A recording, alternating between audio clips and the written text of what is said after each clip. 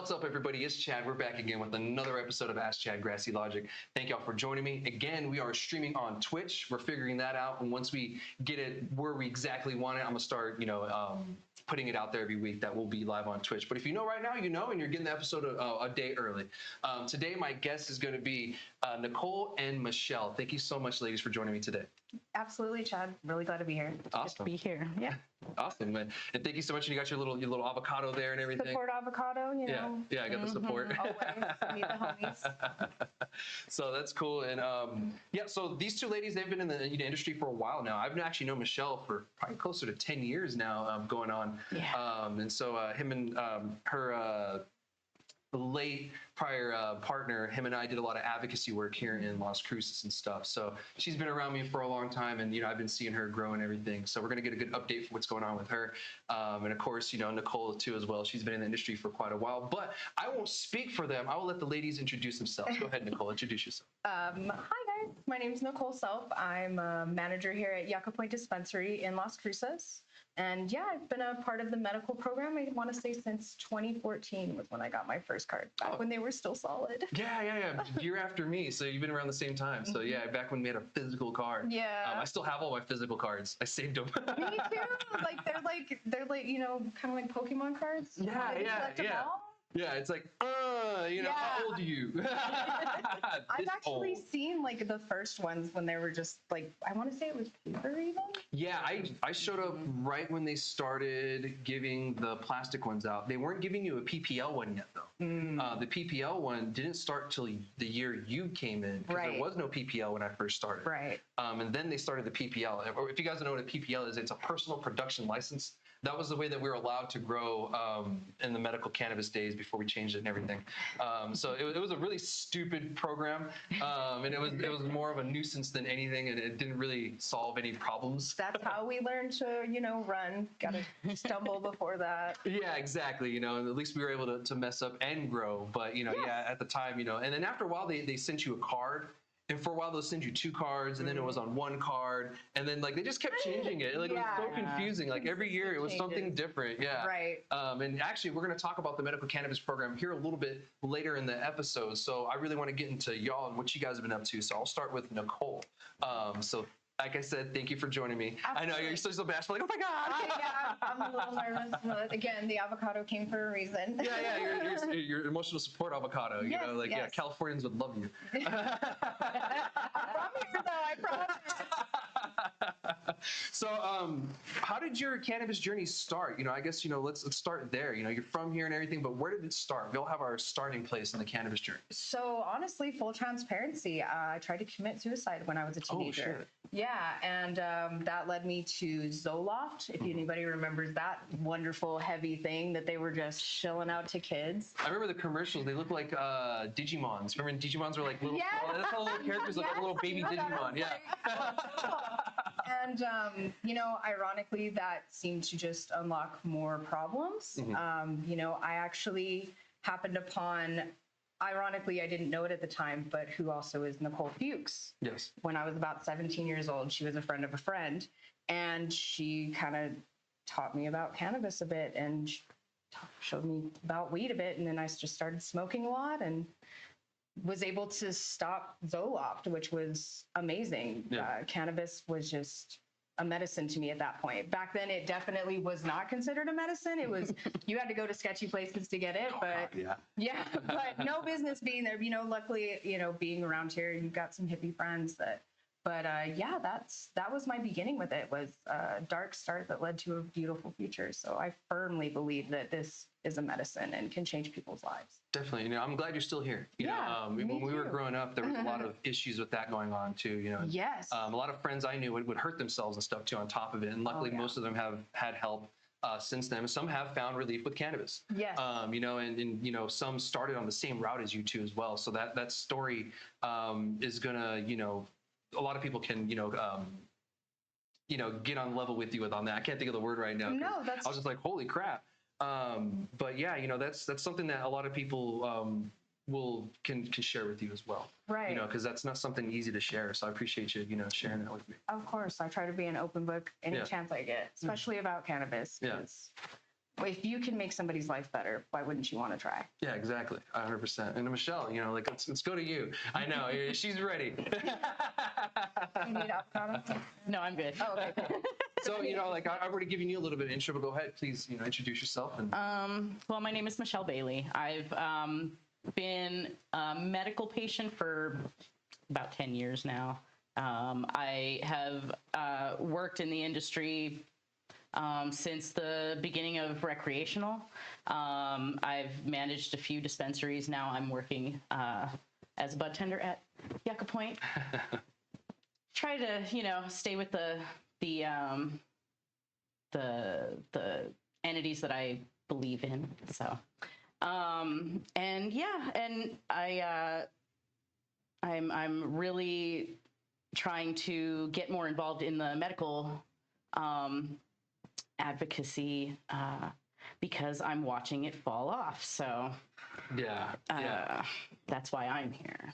Definitely, and I'm glad that you are here. And yeah, like I said, we'll talk about that because I've mentioned it several times on the show, you know, where we've been. And I had predictions, you know, early on, you know, in the legalization days, where we're going to be in a time like right now. And it's kind of coming true, and it's unfortunate.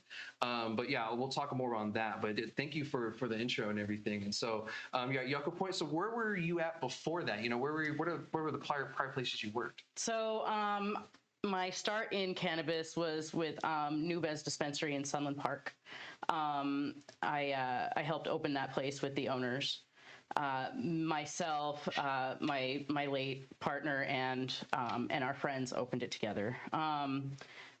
We ended up, you know, business is strange when you get into business with your friends. So we both ended up leaving that dispensary, and then I started managing Pecos Valley Production, first the Roadrunner location here in Las Cruces, and then later both the Roadrunner and Las Cruces locations. I did that for about 2 years, and now I work with Yucca Point, and I really enjoy the smaller mom and pop entity about it. I've never been a corporate, you know, person. I tried being a corporate baddie, but it doesn't work. It doesn't work. It definitely takes a particular kind of person to be in the corporate kind of, you know, world, and it's not for everybody. And to be honest, not every business is built to go corporate either. You know, like certain ones are kind of meant to stay smaller or not have that model at all. Right. You know, because I've been learning more about the corporate model, and sometimes I'm like, man, it's like these are just planned scams. Like they're just using, you know, shell companies and, you know, tax this deduction to do this. And then, you know, in cannabis, we're not like federally legal. So a lot of the stuff that those, you know, big, you know, companies do in other industries doesn't work. You know, and it has to be done differently here. The loopholes just don't exist all the way. Like it is kind of, I mean, granted, I know we're here to talk about the medical program, but I will have it noted that a lot of people forget that cannabis being what it is, it cannot be taxed. Like you don't get the same tax write-offs that any other small business would, that can really make the difference. Yeah. So like those small mom and pops that you're seeing, keep in mind, like the small mom and pop grows, like they're backing it by their money and you know what they're standing by. So it takes that little bit of extra effort to keep it going in that sense. Yeah, you know, and 280E is a, you know, motherfucker. You know, and it's, you know, industry wide, and, you know, the retails in New Mexico, unfortunately, are the ones that, you know, are forced to foot that burden. You know, and it's in other states, you know, it's different, but in New Mexico, you know, that's a good and bad thing. It's good if you're not a retailer, but terrible if you are the retailer, because you're the only ones that have to do that. All of us aren't allowed to do cannabis, you know, tax stuff, but you guys are really screwed out because paying the 280E on top of it, that's like 30, 40, you know, +% of your just revenue just gone. Easily. And, you know, there's people that, you know, argue with me that, you know, that majority of people don't pay it, blah, blah, blah. But those are people from other states. Right. I'm like, this is New Mexico, and it's a little bit different here. Yeah. You know, they know that the retails are the only ones, and so they can go after it. And I think they are getting a little bit more strict on people who aren't paying their taxes too, when it comes to licensing. Right. Definitely are. And so, they're trying to make sure that Uncle Sam, be it state or federal, gets their piece. And, that's the shitty part. Yeah, it's ironic because I'm always telling our customers one of the things I'm like, remember, medical cannabis is great because you don't get to pay taxes. And what a better way to say F you to the government than buying medical weed and not paying any tax on it. Yeah, like so many of you are like, fuck taxes, fuck the government. I'm like, okay, well, get your weed card and, be about it. Absolutely. I'm like, come on, let's stand up the right way. Yeah, exactly. Like, I haven't paid taxes on my cannabis in who knows how long. Yeah, and I love that. Yeah. Yeah. And, when we were medical, we did pay taxes up until rec started, and there was lawsuits and everything that finally finalized it, and then they did change the law, but they were still taxing it. So luckily, past about 4 or 5 years, we haven't, paid tax. 4 years, we haven't paid taxes on it. It's been so nice, and it's great for the lower income patients because a lot of people had, and at the time it was kind of true. Our medical program, there was a lot of people that didn't need the card; they just used the card for legal protections, and I can't blame them. Yeah, by all means. By all means, right. I can't blame you. There was no other way. But the ones that actually needed it, they're the ones kind of getting punished, with, certain changes and everything because of stuff like that. But it is what it is. There's nothing we could really do about it other than fight and let them know that people actually do need to, really use this. And I don't get, where people are, not wanting to join, but I guess we'll keep that conversation for a little bit later. I still want everyone to get to know you guys first before we go. I know you guys are so passionate. You're ready. But, and I saw you both like, are we done? I was like, no, we're going to wait. I want to talk to you guys a little bit longer. It just means so much to us. Like, I know Michelle and I, like, at the end of the day, like, as patients ourselves, but literally as people who have witnessed it and been part of it, like, I know medical marijuana is a thing. Yeah. And I get that there are people just going into dispensaries to get high. Like, cool, brother. Like, I'd rather you do that than go get a drink, So to each their own. But I firmly believe that you can change your life on a cannabis ideal. Like, maybe it's a hippie in me, but it's for sure a thought, and it changed mine. Yeah, I mean, it saved my life, and it saved many other veterans' lives that I know. And, there's some that could have used it. And it would have helped them, right. Versus the route that it ended up for them, unfortunately. Exactly. So no, like I'm 100% with it too. So let's talk a little bit about the medical days, but about yourself. And then, we'll eventually get into it. So when you were a patient in the early days, what are some things that you can share with people that is different now? Well, you don't have to wait like a super long line. Yeah. You don't have to, like, literally limit it. Each dispensary just is like, I won't name names because either way they're not here anymore, but like, you just felt so scrutinized and you just went in there and you were like, I'm Lester, can I please have some weed, please? Like, it just felt so awkward. And like, if you didn't know your stuff, like, you just felt, I don't know. I myself just felt so out of place and not welcomed or comfortable. Like, it was very much just like, you don't look like there's anything wrong with you. Well, oh, thanks. Yeah. Welcome to my life too. Yeah, for sure. Yeah, and I'm like, if you only knew. But, here were you in Iraq too? Yeah, I'm like, tell me you've lived my life. Tell me. Yeah, exactly. It's like, oh, you were there. Okay. Exactly.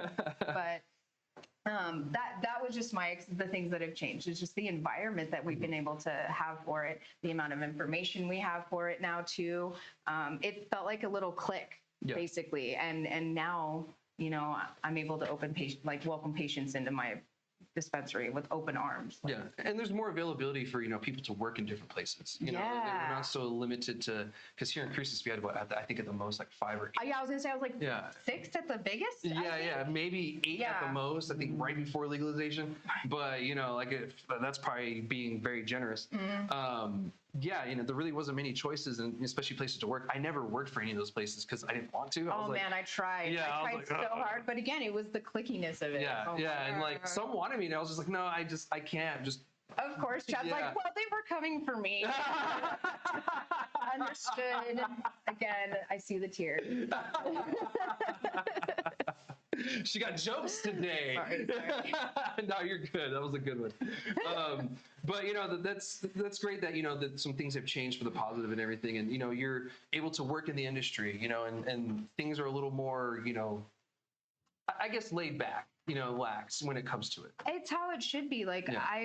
I grew up watching that 70s show, and like the concept of walking into that living room or that basement and just being like handed, like same kind of thought, like R.I.P. soul, but like that was kind of the vibe there for 2.5 seconds. Yeah. But that's how I feel like a dispensary should feel. I went out to California. I went into one of the, I want to say it was a Mad Men, and oh my gosh, I was like, I just feel like Walmart with security. It was intense. I was like, this is big, but also I feel slightly nervous. Yeah. And so that just wasn't good. So what we have now, it goes back to that thing that I remind kids all the time. I'm like, I remember when you had to pay $60 for a gram and you had little tweezers that you would take apart your nug and make it last, kids. Okay. Yeah, They're like, whatever, old lady, let me get my top shelf $25 eighth. And I'm like, here you go. Dang it. That would have cost me $80. $80. And they just smoke it in one joint. I'm like, oh, goodness, Yeah. So definite, drastic changes. In that. Yeah, and I think, reminding ourselves where we came from sometimes is very important. Very. Because, we tend to do that. Like, oh, they don't have this. That sucks. It's like, oh, there was a time where I didn't even have the possibility of that being there. Do you know what dry means when the city's dry? What do you mean the city's dry? I like to think about when I would get a bag and it would be a whole corner, a solid corner. Yep. Yeah. And you crush it up and you pull all those flat seeds out of it because, God, headaches. Don't forget to pull out the trash bag pieces and So when I think about what we have access to now, I'm like, oh, this is so nice. I feel bougie. I feel like connoisseur, right? Like, because now at this point, I've had the ability to learn all of these things about cannabis that when I was before I joined the medical program, from like when I was like 16, because of course that's where I started in high school, right? It's a completely different world. It's a totally different world. It's totally different. It feels like totally different products. It feels like it feels a lot safer. It feels a lot we have the ability to tailor our experiences a little better and things like that. Before it was just like, I got this corner from the plug and I don't know what it's gonna do to me, but it's gonna make me high. Yeah. Right? Smells like gasoline, here we go. It might make me nervous as hell, but it might also put me to sleep. So let's find out. Right. It's luck of the draw. And shout out to Justin. He's saying what's up right here. And he said sometimes he misses those days. Sometimes I do too. Like there's every now and then. Would I want to go back? No. But would I, reminisce and remember? Yeah. Like I don't like smoking the weed that had the seeds and the stems and the surprises in them. Yeah. Yeah, never forget that time you hit the joint and then somebody goes, it's laced with what? Having to check that it was laced in the first place. Yeah. And I'm like, people are like, you're going to have to re-roll that. I'm like, I don't care. I'm like, we go smoke either way. Yeah, it's going to be okay. So speaking of difference, and this question is actually for both of you, what is the major, and I've thought about this before and I've never asked it. And I'm like, why didn't I ever ask that? What is the main difference between working in cannabis retail and regular retail of any other industry? And I'll let Michelle go first. No, you're thinking on that one. Honestly, at the bare root of it, it's exactly the same. It's still retail. People treat retail people like trash. And I'll just come out and say that. It's the service thing altogether, right? And it's tough. There's always somebody. And so it is basically retail, but I think that the biggest challenges and the biggest differences is it is definitely the regulation. We have to make sure that the packages that are going out of our stores have the correct labels on them. Everything has to be, it feels like working, like the way I describe in my own head working at Yucca Point, it feels like working in a Zoomies that's like a pharmacy. You know what I mean? It's super cool to be in there, right? It's awesome. I love it, right? But it's a vibe. Better have your but like, you can't touch the products. You can smell the stuff. You can't touch the things. You can't open the products. You can't use the things. You can't do anything. Like, it's very, like... Make sure you know the rules. You can't just... So, that's my biggest thing, is just that there's so much regulation that even down at the bud tender level we have to be aware of, because we're all human and people miss things, and whole companies miss things sometimes, you know, and I've caught that several times, especially towards the startup of recreational was just, there were so many packaging issues on everything. So everybody is kind of responsible for knowing, you know, what needs to be, you know, what is required for the products to be able to be sold. And those are great points. And Nicole, you know, what about you? Honestly, the same kind of thought that, you know, at its core, it is retail, and we do kind of get treated a little rough sometimes. I try to remember what I'm like before I smoke, though, and I try to remember that that's what's happening. People are coming in there because they need their medicine. So once they leave, whether it's once they get home, whatever, they will be in a better mood regardless. Yeah. You're just unfortunate you see them when they're in pain. Exactly. And exactly. And I would say, in my experience, the difference is that since this is something I care so much about, I'm able to really make a difference in somebody's life. I do like to take the time to discuss to the person what they're trying to do. What's your goal when you're coming in here? Are you trying to aches and pains inside, outside, brain, just overall looking for something in general? Or like, what can we do to tailor this experience to best fit you? And when it comes to cannabis, I'm so passionate about it. I have no problem talking about that all day. You put me in a shopping store and I'm going to be like, cool, what do you want? Let's go. Like, come on. But, you know, I love the interactions that I get to have with, I call them my patients, because like I said, I know it helps them and getting to know them. And I've bartended, and I mean, like, I get that people will be under the influence and they'll open up to you, but people will be sober as a goat, walk in and just start, you know, I've had to come around the corner and giving hugs. And, you know, that's part of it, though. That's part of the great part of it, is that it isn't just, it's not just a transaction. It's medicine that you're putting in somebody's hands that can change their entire day, night, week, whatever. And that can have an effect on people's lives. So it's to be taken seriously. And even something as small as educating them on the difference between, you know, cultivar and strain, or, you know, the soon to be defunct, you know, indica sativa when it comes to the retails. I know you and I both, you know, that's like my old school pet peeve, right? And hopefully after that, we'll get the percentage one. Cause that would, let me get your 32%er. And I'm like, oh God. Okay. Yeah. All right. By all means, here we go. Worried about one compound now. Yeah, I'm all cool.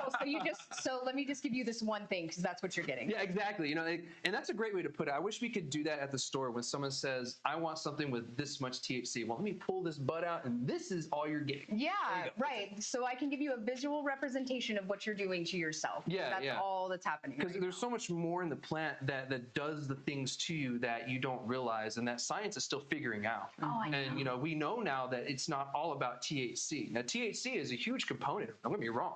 You know, it's very important in the cannabis plant, but it's not the only thing that has, you know, healing properties or, you know, medicinal properties. You know, you have THCV, you have THCA. You know, the cousin of THC that's non-psychoactive. Right.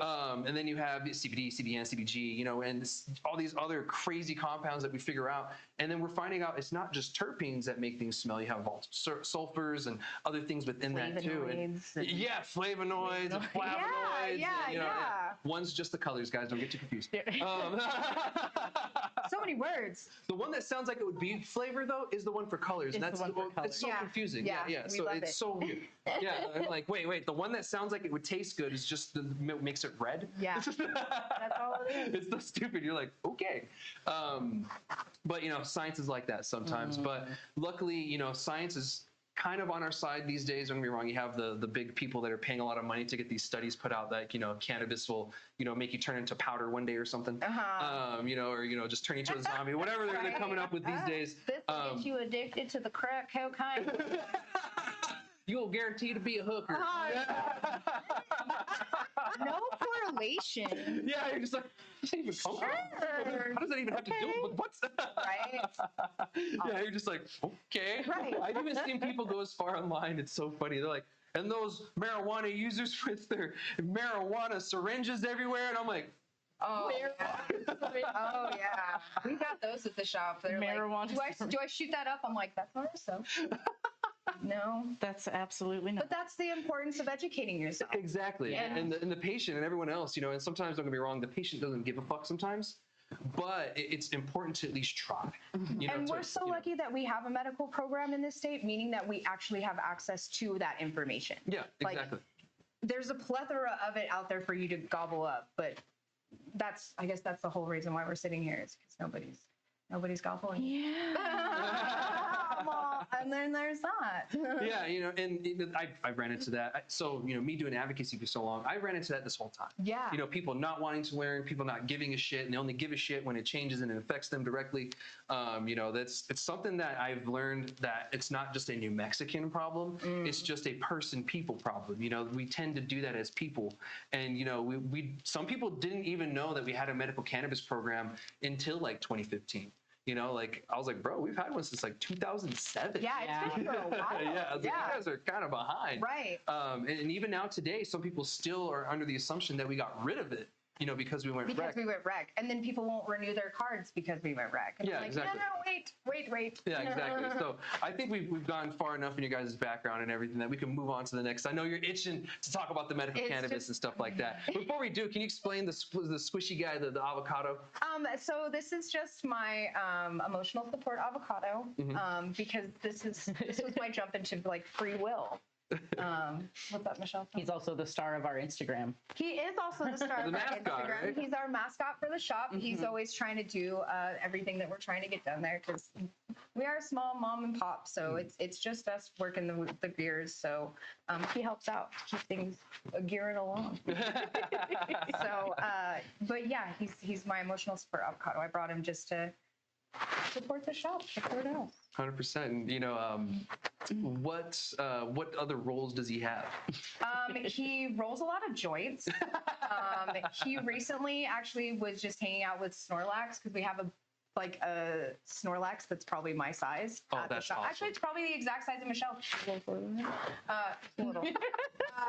I believe it. I don't ever get to say that, FYI. Yeah. Anyways, but it's like Her feet are dangling right now in the chair. Yeah, exactly. I'm just kidding. Then, like an actual Snorlax at the shop, so he's been hanging out with him. And then also we have a giraffe that sits outside, so sometimes he goes and hangs out with Raffy. Yeah, and I love you guys, you know, blow up things for every holiday that you have. You have it for Christmas, a Halloween, and I noticed that it was themed for every holiday. I was like, oh, they have one for everyone. That's cool. Well, eventually we have such a little area right there. When we do blow up and become awesome, we'll eventually have a little spot over there for people to come and hang out and take pictures, and because it's right next to downtown. So it's just a beautiful area, a great part of Cruces. Tommy's roller rink is right there too. So. Starbucks is right there for the Starbucks lovers. Hey, we love that. I'm sure y'all go there. They must know y'all by name. They do. They know our orders and everything, but it's all right. I'm sure they hit you up after work sometimes too. They definitely do. Yeah. I actually joke about when people come in, they're like, oh, I haven't seen you guys before. I'm like, we're kind of like the bar that all the bartenders go to, you know? Like, it's a you know thing. So we're trying to break away from that. I'm like, if you guys could just quit gatekeeping us, that would be great. You know? It's like, it'd be awesome. Yeah, I'm so glad for your patronage, but if you could spread the love. Yeah, 100%. Well, before we move on to the next topic, is there anything you both want to say or mention before we do? Oh, you should mention this. Oh, yes. There we go. Yes, perfect. For 420 being, you know, the holiday of the season for us, we're doing a 420 Pause for the Cause. And this is us just taking in some donations. Sorry, Chad. Oh, I'll put it up a little closer. We got a couple cameras. There you go. So we're partnering with the Las Cruces Action Programs for Animals, the APA, and we're taking in donations of any used, lightly used animal things, whether they be toys, blankets, towels, anything that you would think that the animals might need. We are willing to take it. Kennels, that cat food that your cat was like, no, I don't want it. We'll take the unopened cans that you guys didn't get to finish off. So just anything like that from the 1st all the way to the 20th, and then we're going to be taking stuff over there. Awesome. I appreciate that. Yeah, you know, we love our four-legged friends. They are also a medicine that people try to overlook. So And sometimes they're patients themselves. Exactly. Yeah, exactly. I've seen many people use, CBD products or, hemp and cannabis products for their pets, and sometimes it's helped them. Yes. And it's helped more than anything else that they could do. So, sometimes, the pets can use it just as much. And we have a stray cat issue in Cruces. My neighbor has a cat sanctuary. And so there's cats all over the place, but, she's at least trying to find them a home. And I don't try to get too bad. One shit on the sidewalk the other day, and I got a little frustrated, but I will say, take this random awesome moment to just say, please don't feed your animals THC products. If you would like to have your animals be part of medicating with you, CBD is the way to go. Yeah. And I know a lot of different dispensaries and even just local stores have stuff for animals now that's CBD. So just a little side warning, please don't feed your dog your edibles with you. He'll make it, but it probably won't be the best time for him. And you have some stuff to clean up. Yeah, they tend to just get really, really sick. So if your animal does ingest cannabis on accident, don't worry, but it's just messy and they sleep a lot. And they'll be a little goofy for a little bit. That's very melty. I've noticed they tend to do this like very slow melting into the ground. Or the wobble. Poor thing. Yeah. Unfortunately, a couple of my dogs have got into it, and all the time. I've seen it before. It happens. It happens, man. But it's never a pleasant experience. I had a buddy. We were making edibles one time. This is when I lived in Alamogordo. He had for some reason, we were making butter. And so he had the trash, whatever, on the counter in the kitchen. I don't know why he didn't throw it away. His dog got on the counter, grabbed it, ate it. He was high for like 5 days. Oh my God. So, like, that poor dog, man, it was just like, oh no. And at that point you're like, there might be some severe long-term. Yeah, it's like, at least you had some good time. Poor guy. Chillest dog ever. Yeah, forever. Now, exactly. So don't do that. If you're going to make edibles and stuff, make sure you throw that stuff away, especially if you have a dog that can get onto the counter. Luckily, mine don't. But if you do have one, make sure you throw everything away because they will get into it. And sometimes they give no shits. So, well, thank you, ladies, so much for sharing that. And let's move on to the next topic, which I'm sure we've all been excited to talk about. Let's talk about the medical cannabis program. Before we get into the nitty gritty, I want to update you all where we at right now and where we were and where we started. So in 2021, when we legalized cannabis, and this is before adult use or adult sales started, we had about 120 or so patients, 120,000, patients in New Mexico. By 2022, I think it went up to like 140 or something like that, maybe 160. Correct me if I'm wrong. And after 2022, when adult sales started, just right away, you just saw the patient numbers just start to go. So it hit its most all-time peak. A couple months after legalization, it just started to do a nosedive. And we went from that to now, I believe we are at, 63,778. We need more. Is what we are. And last month, we were at 64. I noticed last year, because I look at the numbers, I'm a nerd. Last year, the numbers were dropping very quickly. And then around, I think October, they slowed down, almost to like a couple hundred a month to a couple thousand a month. And so now we are where we are. We should be at the rate where we were last year, probably in the 40s or 30,000s. Right. But it slowed down so much to where I think we're going to comfortably be about at probably 50,000 patients once, everything settles down, which isn't good. That's not a lot. No, it's not good. That means there's a lot of people going around paying the taxes, not talking to a doctor about it, not doing their due diligence. Because guys, cannabis isn't a like a heal-all or a cure-all. It's a tool that goes in your toolbox and you pull it out when you need it. It's not going to be something that is going to, fix every single issue that you have in your life. You still have to do the due diligence and you have to do the work. Talk to the therapist, talk to somebody, go to the doctor, figure out what is going on with your body. You have to figure those things out too on top of it, or else cannabis is just going to be something that you're doing versus something that you're doing to heal yourself.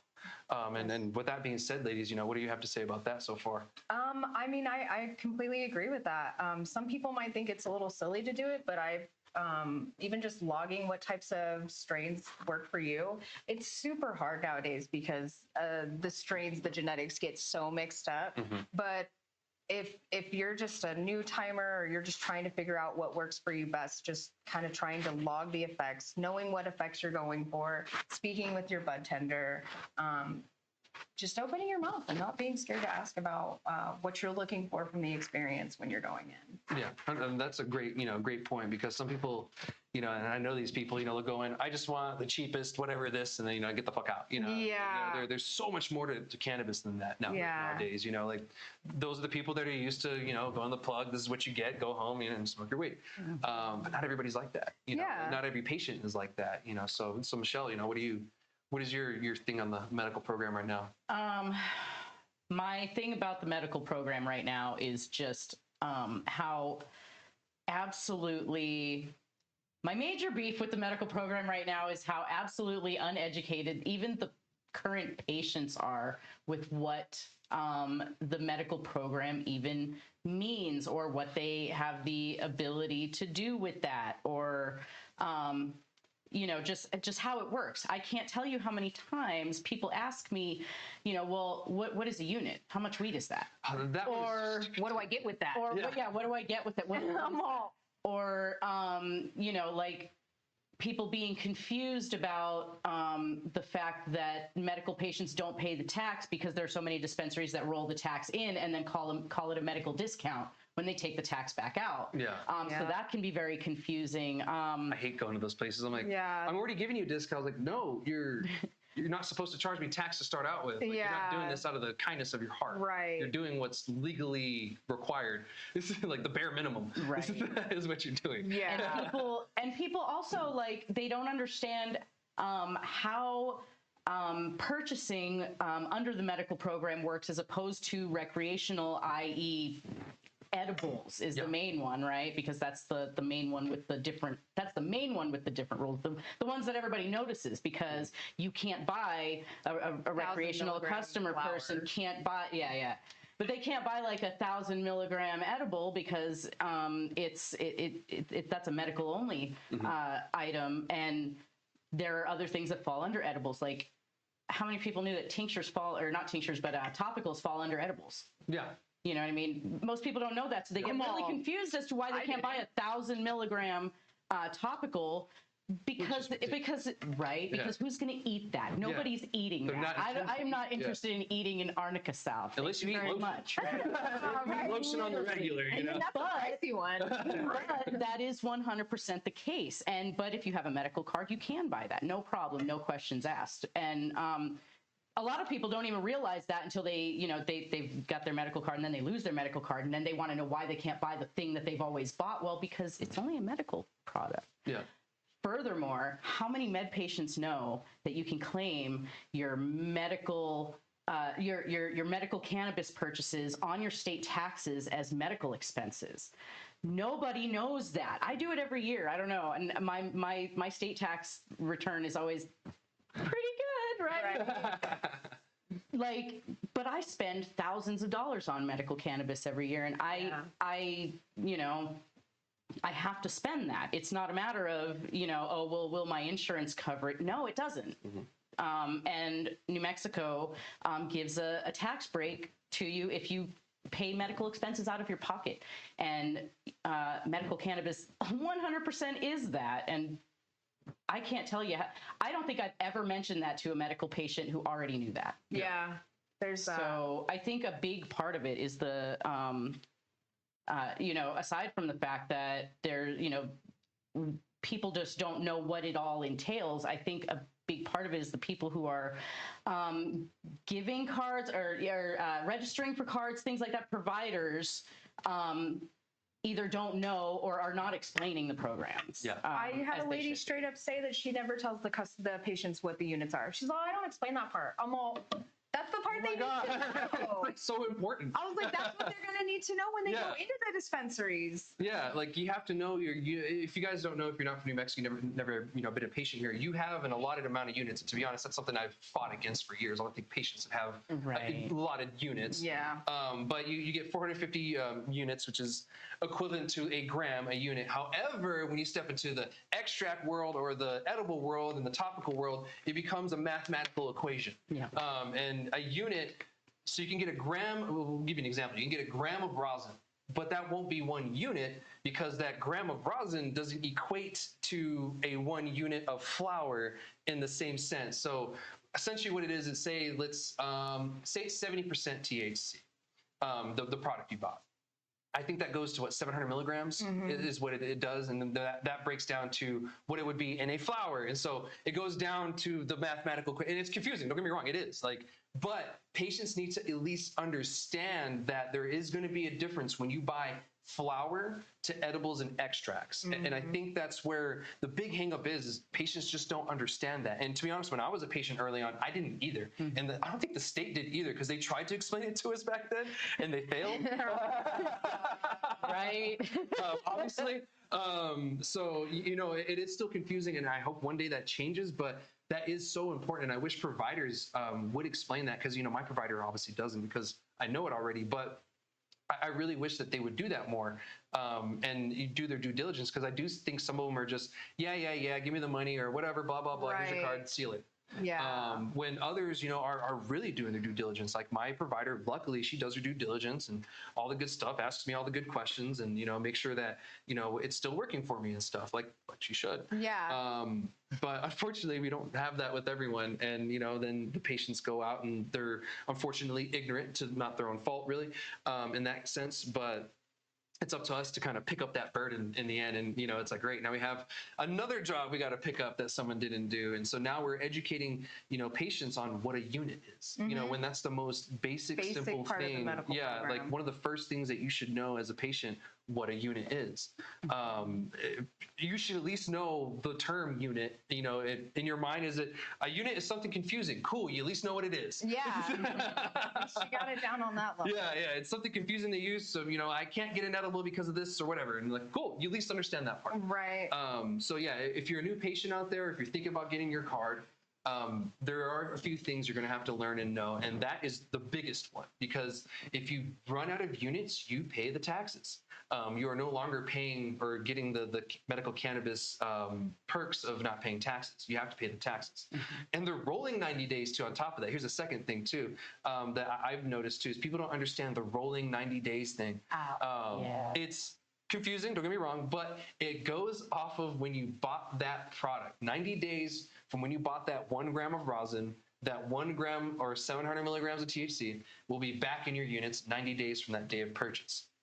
It doesn't go as a bulk thing and then roll over to like that way. It's whenever you bought that one. So you buy an eighth, 90 days later, that same amount of eighth will be back in your unit. And I think 90 days is way too long. It's a super long time. Yeah. Yeah. And as a patient, like, especially working in the cannabis industry, like I use mine a lot. Sometimes, I can gift somebody something, but I was like counting my days. I was like, oh, okay, come on. I had 7 units. I remember I was like, I had 7 units. Oh my God. I had That's 7 terrible. Units. I'm like, let me gift you something. Yeah. I was like, thank goodness. Yeah, no. And it's crazy. I've had people get upset. And again, this is not something we have control over. I've had patients get upset with me because they were like, what do you mean? I'm like, you can still purchase. I just can't take away the tax. And they're like, what do you mean? I'm like, that's just the way the cookie crumbles, fool. I don't know. Yeah.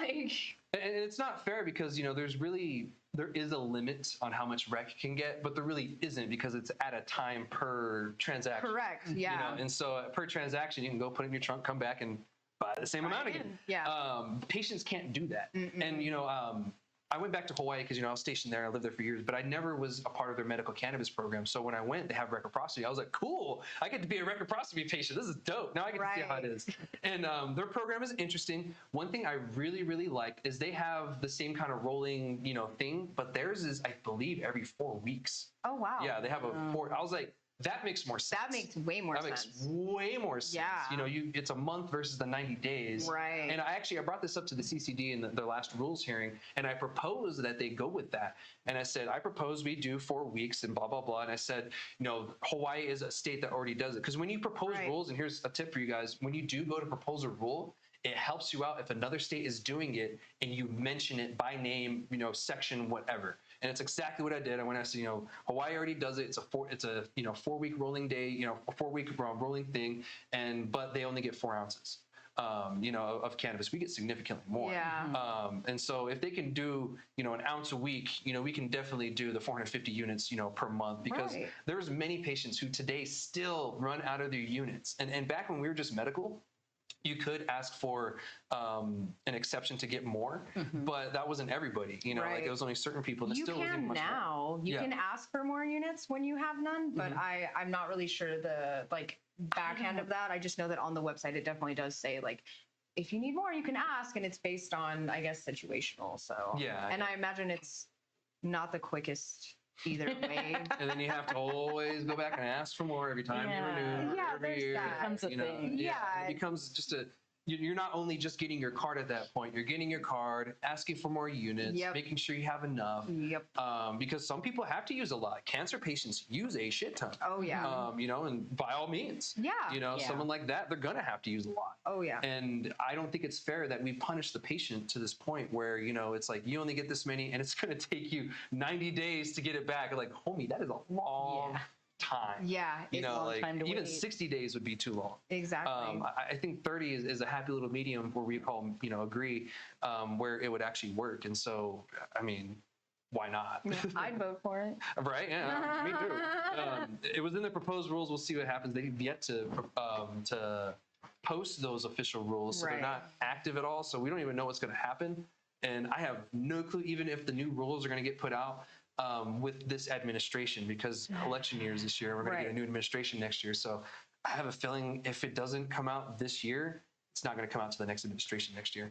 Probably. Yeah, and let's hope let's hope we get someone cannabis friendly. Yeah, which is another reason why we really need more people to be signing up for the medical program, I agree. because it's literally a use it or lose it. Yeah. There's over 30 different things in New Mexico alone that qualify underneath it, which as a patient, I'm like, cool, that's pretty broad, but also I'm like, cool, that's pretty broad. So that means that other people that may be using other alternatives can try something that might be more effective. Yeah. So we need more people in the medical program. And doctors are allowed to blanket stuff Yes. as well too. Yes. So like an example is, and they've expanded more on this, and this is back in the day, PTSD. They didn't have something directly for depression, but what you could do is you can blanket it under PTSD. It's like I have depression. I don't have PTSD, but they're blanking it under PTSD because it is a symptom of. Same thing with cancer. It didn't just matter a specific cancer. As long as you had any kind of cancer, you qualify. Right. And even I think I talked about this on the show a couple years ago. The female orgasmic disorder that was added kind of recently. Yeah, that in the one past was couple of recent. years, and I thought that was amazing. So if you're someone who deals with that, talk to your doctor and see if that would be a great fit for you for cannabis, because I know certain cultivars can make people very spicy. We love that. Yeah. So we'll save that for a different conversation. But yeah, there's certain cultivars that do that and everything, and it's really up to the patient. So you also brought some really great stuff that I think other people don't really realize is there. I'll share it sometimes, but I don't think they know exactly where I got it from. Yeah. And so the Department of Health actually has a lot of great educational documents, papers, breakdowns. That's actually how I learned how the units work, was through them. They actually figured out how to explain it to us.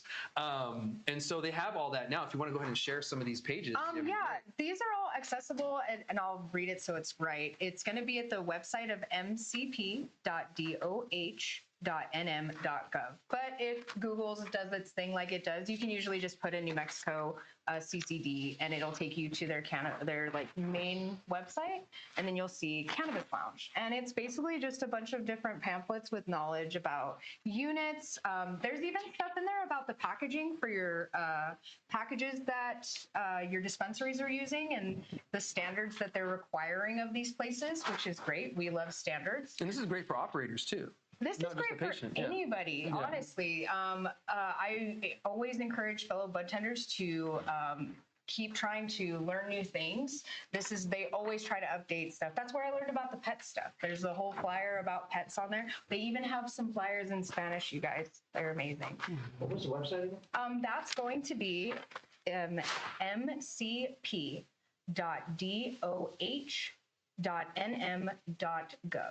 Cool. I'm glad you said that twice, so that people, if they heard it Yeah, listen the no, first time. definitely. And this is great stuff, you know, like this is stuff, I think they even have keeping cannabis away from your kids kind of stuff too on there. They have what to do when you're traveling with your cannabis, keeping it away from your kids. It has how to deal with it with insomnia, multiple different, I mean, the knowledge is vast just on this website alone. I know there's other ones, like I went and got a certification for my medical cannabis a long time ago. Yeah. This one I want to say might have been from Learn Brands. Oh no, Seedcrest. Oh yeah, from Shannon. Yeah, Yeah. exactly. So like there are so many different ways to keep yourself informed, but the fact that New Mexico itself has like really tried to inform people and have access for anybody is great. You can even find the breakdown of the inspections that we have, whether it's for the farms or for your retail. Yeah. And that's accessible to everybody. So if you're just curious what standards your dispensary is being held to, by all means, go to that website, check it out. And that's what we're being held to. Yeah, 100%. And this is great information, especially for the operators, like I said. Like this one right here. So the state is going to start cracking down on packaging and labeling and stuff. So this right here is going to save your ass. And there's going to be people out there who's going to charge you to look at it and stuff. You can do it for free. You don't have to pay anybody. It's all right here. And this is actually very detailed. You know, and I like how detailed this is. It has pointing out on, you know, what it is. And on the side, it tells you what it is, on what it is means on the side and everything. I couldn't get that out. And all the nutritional facts that are on there. Even the THC logo. You know, this one right here was kind of controversial in New Mexico because you had some companies that were putting NM under the THC, and that actually isn't allowed here in New Mexico. You have to actually just have the THC. And don't get me wrong, it was cool. Like, you know, I thought it looked better, but that's just not the way the law works. And having something like this, a visual, will make sure that you don't fuck up. Yeah. You know, like you're not going to mess things up and everything. So they're even warning about Delta 8s and stuff like that and man-made weed. Again, it's keeping up on the knowledge that we're having available to us now. I know especially super close to Texas and stuff like that, or even just with these smoke shops that are, I went to some smoke shops up on 70 and they're like, yeah, we're selling weed. And I'm like, oh, here's my ID. They're like, no, we're good. I'm like, here's my med card. They're like, no, we're good. I'm like, what are you selling here? do you even have the testing results? Yeah, no, nothing at all. But it's because they have just Delta 8 products and they can sell those. And so, you know, they're just, again, it's all about trying to keep yourself informed and aware of these things because unfortunately not everybody's out there trying to medicate as they are to make a buck. Yeah, 100%. And actually yesterday I had to remind, and some people already know this, you know, like yesterday started the flower ban in Texas, which means we're going to see an influx of Texas patients coming to New Mexico, be it rec cells or you know, reciprocity cells. It's going to be a cha-ching kind of situation. But I try to tell everybody, don't forget that these are actual patients, not just money signs. You know, like take care of them. They're going to spend money with you, but take care of them. Even you know, more so to them because they're going back to Texas. Yeah, you know, they might even be taking some of that medicine with them and they might change somebody's minds that never thought about that in the first place. Exactly. You know, so yes, by all means on that one. Sorry. No. That made me really happy. I'm like, information. She's like that crazy wrestler. It's like patience. Yes, I'm about it. I'm here for it all day. I'm glad to hear, you know, because someone needs to be about the patients because, you know, the program is struggling right now. And it's something that, you know, is unfortunate. Luckily, you know, we strengthened the law so that way legally, you know, it's protected. But once the numbers start dwindling lower and lower and lower, that might change legislatively, you know, and funding may change too. And we don't want that. And another confusing thing that's happening is the DOH is, they combine psilocybin with the medical cannabis program now. So they're both. Yes. And so that's caused a lot of issues right now with the website, with reciprocity patients too. They're having a lot of issues, you know, inputting all that information. And if you guys don't know, if you're a patient from another state and you come here, you can use our medical cannabis program, but the dispensary has to know how to input your information into the system because you do get a like official card here in New Mexico. I think it's just printed out. Yeah. And you do have units. you don't have access to how much units you have, which is unfortunate. Weird. I told the DOH about that, and you know, they're aware, and they They're like, agree it's up to you to take note of I was it. gonna say there's literally a thing that says it is up to you Yeah. to keep track of your units if you're a reciprocity. And as we know, there's a mathematical equation. Right. Yeah, how easy that is. Yeah, and math ain't our best suit sometimes. Yeah. So, but yeah, I appreciate y'all bringing this topic up because our medical cannabis program is so important. We wouldn't have a rec program without our medical cannabis patients, you know, without, you know, Essie, who was one of the very first patients, you know, who found relief in this. And actually Lynn and Aaron, the name of the law is named after those patients, you know, and that's something that we have to remember. You know, the Essie Awards is named after a person. It's just not named the Essies for no reason. Right. You know, it's named after one of the first patients. She was an AIDS patient. She found cannabis relief, and she was a huge advocate. And is one of the main reasons why we have, you know, a medical cannabis program in the first place is people like her. Right. And so we can't forget people like that by ruining our program, because you see it in every other state, Colorado, Washington. I actually have some friends in Washington, and I ask them about the medical cannabis program there, and it's like non-existent. You know, there's like, they pay taxes, you know, they're, you know, scrutinized for this and that. There's really no, and it makes sense. There's no reason in those states to have a medical cannabis program, but not New Mexico. Right. There's so many reasons why you should have no taxes is the biggest one. You know, stronger edibles. You also get cheaper prices sometimes too. Some people also not just, you know, knock off the tax like they're supposed to. They'll also give you a cheaper price. They'll give you a medical price, Right. you know, versus the rec too. So you're saving even more money on top of it.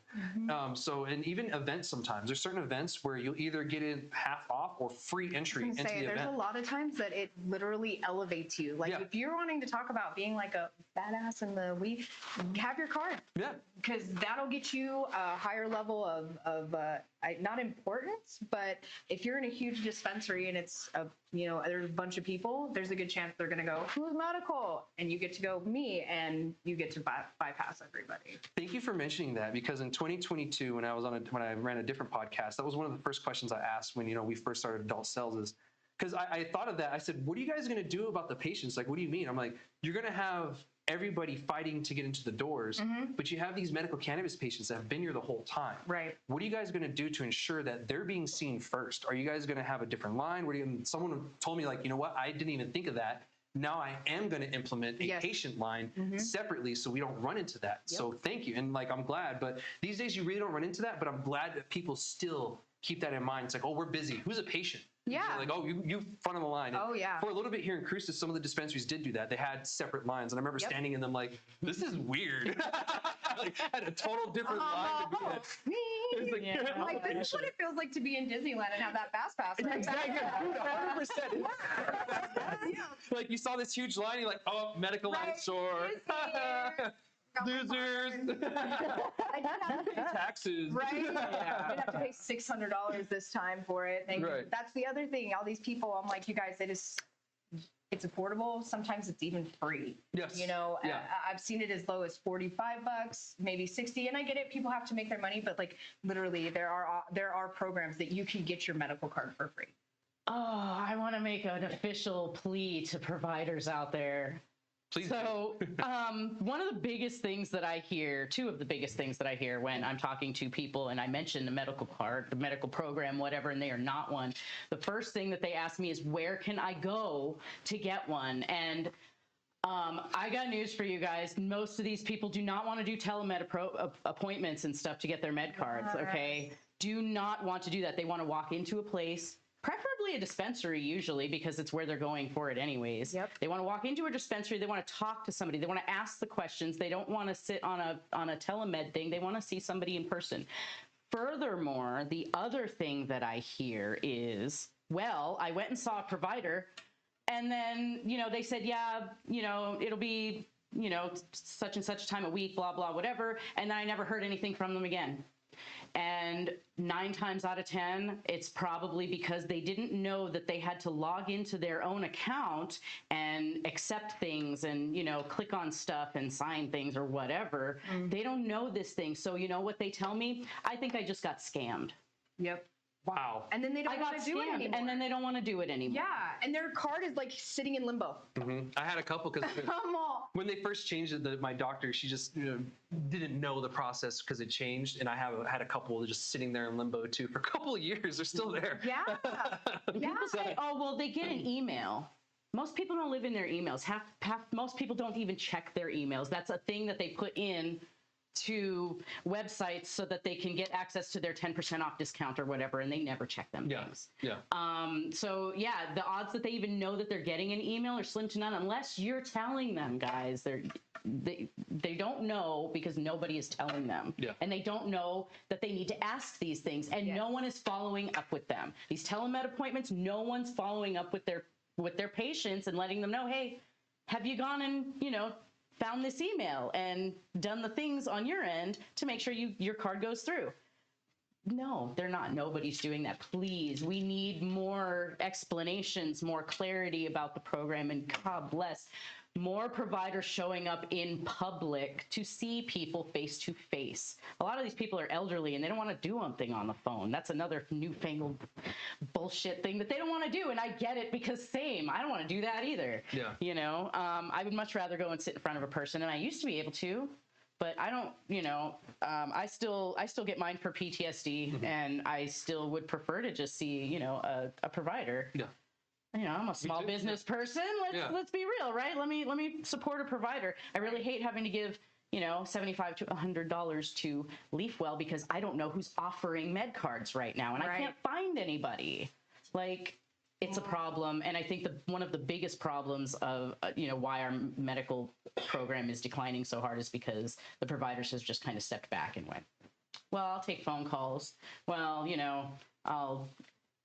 And nobody's getting that active kind of Moreover, walk through. I offer up our space. I'm definitely, if anybody's willing to come into our dispensary and set up, I'm happy to set appointment times for you.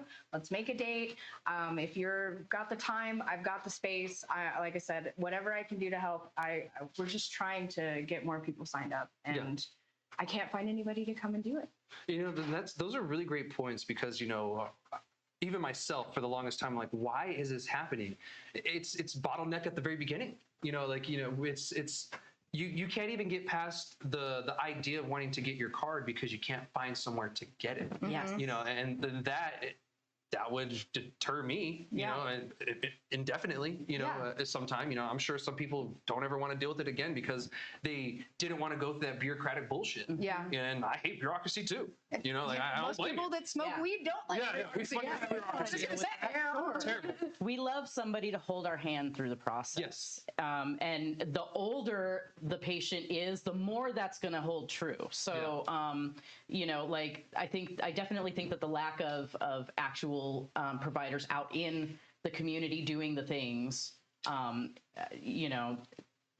we definitely need to be making more contact to the ones that are out there doing it, but we're having a hard time just finding them. So and New Mexico has a short of doctors as is in providers. And the legislature just did pass that bill that hopefully will help. I hope to God it helps. Oh my goodness. I don't care what party you are on. I hope that helps. Yeah. Because we need medical help here bad. And maybe that will fill that void for us and improve our medical program as well. I tell these people all the time, not everything in the legislature is going to affect cannabis, but sometimes even if it doesn't mention cannabis, it will. It'll affect it. It'll affect it. And this is one of those times where, this could be a positive for the medical cannabis program. And I hope to God. Yeah. And luckily I have a very good provider when I do renew. She does the whole medical thing, checks my good stuff. I even found out what I was allergic to, due to her and everything. So, she's a really great provider. And I wish everybody had the same kind of provider. And they do accept insurance a lot of the times here in New Mexico too. So if you can't afford it and you have Medicaid will take care of it. It's a doctor visit. You're not paying for cannabis at all. So that's why you can use insurance, because it is just a straight up doctor visit and they're just doing paperwork for you. Yep. And that's it. So, and the card is free through the state. And that's another reason why is the state doesn't charge you. They used to charge you for the PPL, but they don't do that anymore. Thank God. Another $15 scam. Right. So I appreciate y'all bringing that up because these are all really great points and topics that we need to bring up. And we do need to, be more vocal about our medical cannabis program because it's dwindling, like 63,000 patients from like 140 or whatever. That's a huge chunk just dropping every year, So we'll see what happens in the future with it. And I hope those of you watching, if you're curious about the medical cannabis program, hit me up. I'll help you out. Hit these ladies up. They're on Instagram too, and I'll give them opportunity to tell you guys their Instagrams and everything at the end of the show. So that way you guys can, or wherever you can go to, get your answers or your questions answered. But yeah, our medical cannabis program is so important. There's so many people that use it. And I say this all the time too. You said it earlier, just differently. Every use in cannabis is medical. The guy getting off of work trying to relax, the mom trying to de-stress after a long day, the dude who has a headache or back hurts, whatever, medical.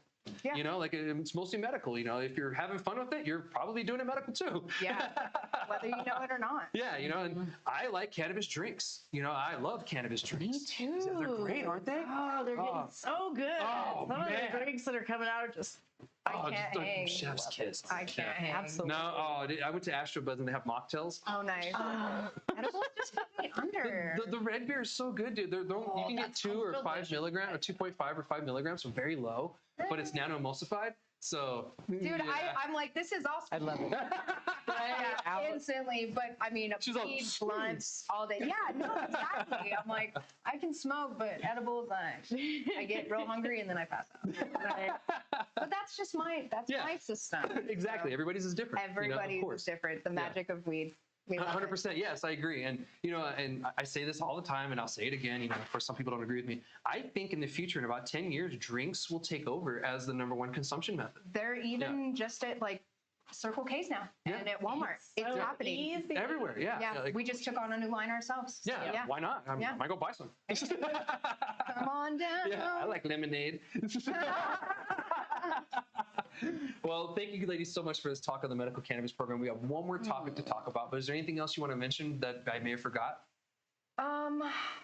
Just reminding people that like the best way to stick it to the government is buying legal weed and not paying tax on it. Like they're not going to keep helping us not pay taxes. Yeah, come on, we gotta keep this up ourselves. Yeah. Exactly. They don't want us to keep getting over on them. So let's keep getting over on them. Yeah. No. And you'll find having a medical cannabis card is great, actually. Like every time I go to the dispensary, they ask me if I have a medical cannabis card, which is cool. Yeah. I love the fact that they ask. Sometimes I forget. I'm like, oh yeah, here. And then there goes my tax. There's 20, exactly. Now almost 22%. And it'll still keep going up until 2030, where it's the ultimate price of 18%, guys. So you'll be paying just as much for your weed as you already need. And when you add gratuity to it, it's close to 30. There you go. So, you're going to be saving a lot. Don't forget gratuity. Oh, God, yeah, you have to add. That's Tip why. your bartenders. Yes, please do. Gratuity. They're doing a great service for you guys, and I always try to make sure that I tip my bud tenders, especially if they've been very knowledgeable. And if you teach me some shit I never knew, I might give you $10. Exactly. And if you can come teach me something, then I'll probably give you a free pre-roll. I'll be like, thanks for teaching me, brother. Yeah, there you go. Pre-roll. Yes. Pre-roll, yeah. Pre-rolls for education. Pre-rolls for education. I mean, ours are all flower. Yeah. Yeah, so check out Ep11, guys, if you ever got a chance. By the way. Right, good plug for you guys. So anyway, we're going to move on to the last topic, and this one's going to be a little bit shorter, but I've been keeping you guys updated on this, so I figured I would kind of give you the update of how it's going. So Germany legalized cannabis a couple years ago, which is great, but they've had a medical cannabis program for 10, 15 years or something like that. And that's a federal legalized program. So it's the nation, has it, which was cool. I lived in Germany very briefly, and in Alamogordo, we actually had a lot of Germans that were stationed there for many years. So I have a lot of friends that are German, live in Germany now, some live here, whatever. So I love the German people and culture, and, it's always been interesting. And also they've always had a unique way of going about things. Their people are very to the rule and law for the most part. So whenever the German government says something, they usually go by that. And, unlike Americans, where we're like, we're going to break it first. No. We're going to test this. I can't, huh? So Germans, for the most part, usually aren't like that. Don't get me wrong, there's some that are very rebellious. But for the most part, they do follow the rules and laws, but they have a little bit more freedoms, like the Autobahn. The Autobahn was cool. And the weird thing about the Autobahn, there's only certain parts of it that don't have a speed limit. So that's a misconception. People think the Autobahn, no speed limit whatsoever. No, there actually is speed limits certain parts. which makes sense because those parts are unsafe to drive very, very fast. So it makes sense why only certain parts of the Autobahn have no speed limit. But man, when you get to that no speed limit, Tom, man, that's fun. That is fun. You can just, boom, 100-something miles an hour, no one cares. Hard pass, but I'm glad you got to enjoy it. It was, I was in my 20s, so it was a good time. My buddy at the time, he was in the Air Force, and he was stationed there. I was contracting, and he had a bike. He said, the fastest I went was 180. I was like, you are crazy. I was like, oh my God. He said, when you run that fast, the dotted lines, they turn into just one line. And I was like, well, I would figure. Yeah. You're looking at heaven. That's what it is. Yeah, and then one time he was going over 100 and he wrecked and luckily just fell off, and into the grass, so he survived. But oh man, so yeah. Germans have a different way of doing things sometimes, and it always interests me. And that was no different about cannabis. So the way they went about cannabis is they didn't do it at all like we did here in the States. Even the most restrictive state did it a little bit different than Texas and then Germany. I was like, oh, Texas did it. Texas did do different. But Germany, the way they did it is they pretty much have cannabis clubs that you go to, and they're like nonprofit grows, and you can grow at home. I think you're allowed 3 or 4 plants or something like that.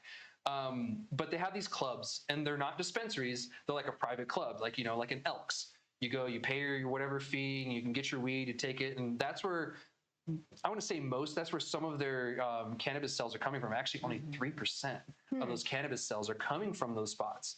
So they're saying that the traditional market is losing some sales, but it's not going away as fast as it probably should because of this. And for the fact that people are growing at home at a higher rate in Germany for the fact that there's nowhere to buy it. Right. Like you have to be a part of a club. Some people may not be able to afford that, or maybe they don't want to, and by all means, I think cannabis should be as available as alcohol is. In Germany, the drinking age is 16, right. And the smoking age is 18. And if you're 15, your parents can buy you beer at a restaurant. Well, when I lived there were kids at the bar sitting there with us that were like 10, 11 years old, 12, drinking beer, stronger beer than us, and just like looking at us like we're the freaking... Yeah. Oh, brother. Yeah, he has to hold 2 hands. Yeah. Oh, goodness.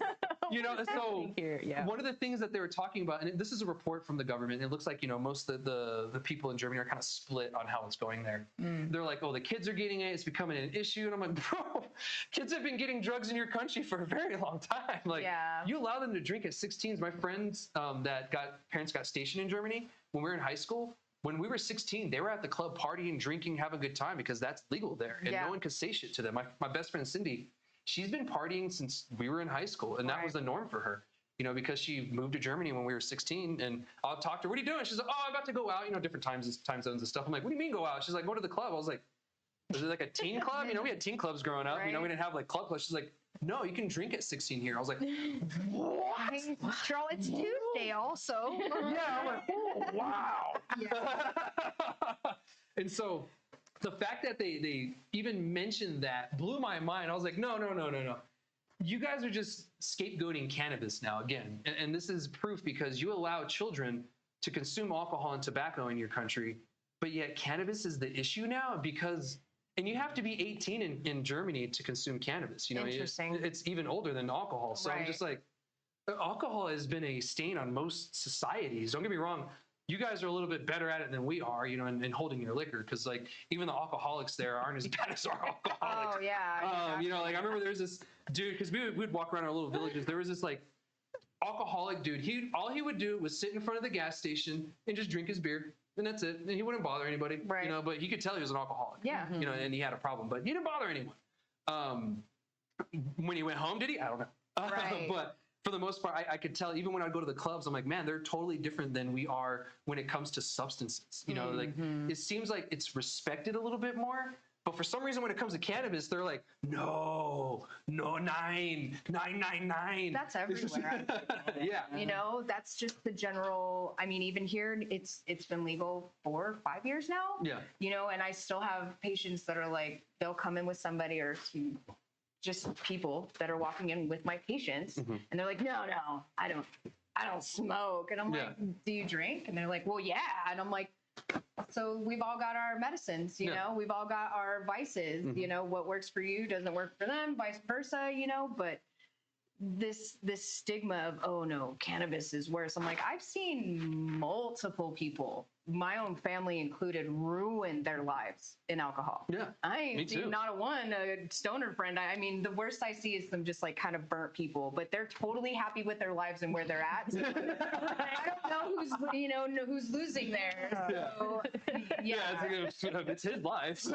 He's just like, yeah, man, I've been working here for like 30 years and I love it. And I'm like, go on, brother, you do that. As long as you're happy. Yeah, Like, if you're happy with this life, by all means, exactly. man, Then you're winning. But literally, my own family, my own father's plagued with alcoholism, and he chose his choice. Mm-hmm. We all, as that's the fun part of being, having freedom is you make your choices, and I just don't see any benefits in alcohol. Yeah. I watched my grandfather pretty much drink himself to death too. So and the reason why he lost his leg, and the reason why he lost it is because he was an alcoholic. Right. He was out. He got home from the bar. It was raining. He slipped, broke his leg, and no one found him till morning. Oh, and he was already like goodness. 70 years old, 68 years old. And so no one found him till morning. Actually, we didn't even know it happened. Someone driving by found him. Goodness. And I don't know why he couldn't yell or whatever, but he ended up losing his leg. Probably inebriated. Yeah, too drunk. Probably sleep. He probably passed out. Yeah, that's how he passed out. And he didn't even know something was, Yeah. The only thing that happens to stoners, I see they get sober real quick. Yeah, exactly. Dang it, I'm not high. I'm like, oh, okay, well. Yeah, but the reason why he lost his leg, too drunk. Yeah. Broke his leg. I know many a story like that, but very rarely. Yeah, for sure. And so it's unfortunate that, we're seeing this kind of reporting coming from Germany. But I do think that because Bavaria doesn't allow these kind of lounges and stuff to happen. Right. So they allow local jurisdictions to opt out, which I think is a mistake because you end up, especially when it's a new industry. If this was an old industry, been here 100 years, then okay, maybe. But even then, I'm still like, whatever. And no, I don't like it. But, it's more understanding. But when it's a new industry, when you do that, the traditional market just takes over because you're never going to eliminate the traditional market. I keep wanting to say black market. It's a little easier to say than the traditional market. Traditional market. You're going to shrink it, and it's not being shrunk in areas like Bavaria or common. One I like to use is California and Colorado. Certain areas of that state ran by the traditional market. It's just night and day, no shop in sight because they didn't allow it. And that's what's happening in Germany. You have very restrictive places where to buy it, where to get it. And then you have places also being restrictive on just it in general. And so you end up with this wonky kind of, this one place has it, but this not place has it. So you have to actually go to this place to get it. But if you don't want to get it, you just hit up your plug. Right. And what are most people going to do?